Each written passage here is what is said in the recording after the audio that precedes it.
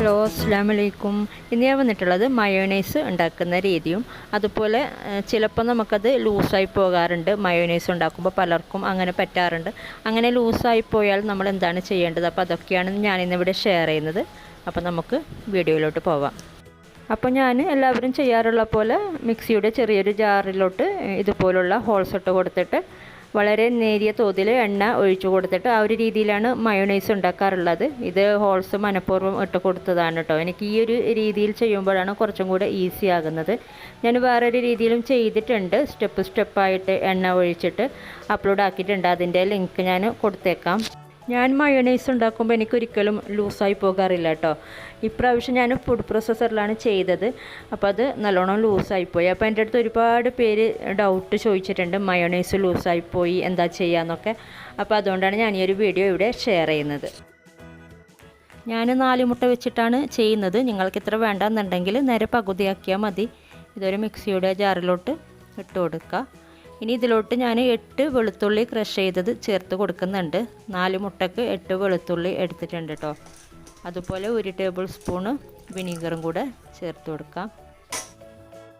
ഇനി ഇതിലോട്ട് ആവശ്യത്തിനുള്ള ഉപ്പ് ചേർത്ത് കൊടുക്കാം. പിന്നെ 1/2 ടേബിൾ സ്പൂണ് പഞ്ചസാരയും കൂടെ ചേർത്ത് കൊടുക്കുന്നുണ്ട്. ഇനി ഇത് മൂടി വെച്ചിട്ട് ആദ്യം ജസ്റ്റ് ഒന്ന് ബ്ലെൻഡ് ചെയ്തെടുത്ത ശേഷം പിന്നെ ഇതിലോട്ട് എണ്ണ ഒഴിച്ച് കൊടുക്കുകയാണ് ചെയ്യുന്നത്. ഞാനിവിടെ 1.5 കപ്പ് എണ്ണ എടുത്ത് വെച്ചിട്ടുണ്ട്. എനിക്ക് സാധാരണ 3 മുട്ടക്ക് 3/4 കപ്പ് എണ്ണ ഒക്കെ മതിയാകുന്നുണ്ട് കേട്ടോ. അപ്പോൾ ഞാൻ 4 മുട്ടക്ക് 1.5 കപ്പ് എണ്ണ എടുത്ത് വെച്ചിട്ടുണ്ട്. ഇതിൻ്റെ മുകളിലോട്ട് ഈ ഒരു ഹോൾസിലൂടെ ചെറുതായിട്ട് ഒഴിച്ച് കൊടുക്കാം. മിക്സിയുടെ ജാറിലാണെങ്കിൽ ഇതുപോലെ തന്നെ ചെയ്താൽ മതി. ഞാൻ സാധാരണ മിക്സിയുടെ ജാറിൽ ചെയ്യുമ്പോൾ 3 മുട്ട വെച്ചിട്ടാണ് ചെയ്യുന്നത്. എന്നിട്ട് 1 കപ്പ് എണ്ണ എടുത്ത് വെക്കും. പക്ഷേ എനിക്ക് ആ 1 കപ്പ് എണ്ണ കംപ്ലീറ്റ് ഒഴിച്ച് കൊടുക്കേണ്ടി വരുന്നില്ല. 3/4 കപ്പൊക്കെ എണ്ണ ഒഴിച്ച് കൊടുക്കുമ്പോൾ അത് തിക്കായിട്ട് വരാറുണ്ട്. ഇതിപ്പോൾ ഞാൻ 1.5 കപ്പ് എണ്ണ ഒഴിച്ച് കൊടുത്തിട്ടും ഒട്ടും തിക്കായി വന്നിട്ടില്ല.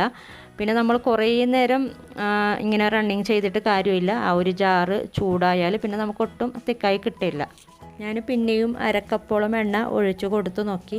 ഞാൻ ഫസ്റ്റ് ടൈമാണ് കേട്ടോ ഫുഡ് പ്രോസസ്സറിൽ മയോണൈസ് ഉണ്ടാക്കുന്നത്. പക്ഷേ എനിക്ക് എപ്പോഴും ചെയ്യാറുള്ള പോലെ അത്ര പെർഫെക്റ്റായി കിട്ടിയില്ല. എന്തെങ്കിലും മിസ്റ്റേക്ക് ആയിരിക്കും ഞാൻ ചെയ്തത്. അപ്പോൾ ഇത് തിക്കായി വരുന്നില്ല. നിങ്ങൾക്ക് കാണുമ്പോൾ തന്നെ മനസ്സിലായിട്ടുണ്ടാവും. നമുക്കിനി ഓഫ് ചെയ്തിട്ട് നോക്കാം. അപ്പോൾ മയോണൈസ് ഉണ്ടാക്കുമ്പോൾ ഇങ്ങനെ ലൂസായി പോയാൽ എന്താണ് ചെയ്യേണ്ടത്? നിങ്ങൾ മിക്സിയുടെ ജാറിലല്ലേ മയോണൈസ് ഉണ്ടാക്കുന്നത്, ആ ഒരു ജാറ് അതേപടി ഫ്രീസറിലോട്ട് വെക്കുക. എന്നിട്ടൊരു 15 മിനിറ്റ് കഴിഞ്ഞിട്ട് ഒന്നും കൂടെ ബ്ലെൻഡ് ചെയ്തിട്ട് എടുക്കുക. അപ്പോൾ നല്ല തിക്കായിട്ട് വരും. അപ്പോൾ ഇത് ലൂസായിട്ടല്ലേ ഇരിക്കുന്നത്. അപ്പോൾ ഞാനിതൊരു 15 മിനിറ്റ് ഫ്രീസറിൽ വെച്ച ശേഷം ഒന്നും കൂടെ ബ്ലെൻഡ് ചെയ്തെടുത്ത് കാണിച്ചു തരാം. ആ ഒരു സെയിം ഫുഡ് പ്രോസസ്സറിൽ എനിക്ക് ചെയ്തപ്പോൾ തിക്കായി കിട്ടിയില്ല ഫ്രീസറിൽ വെച്ചിട്ടും.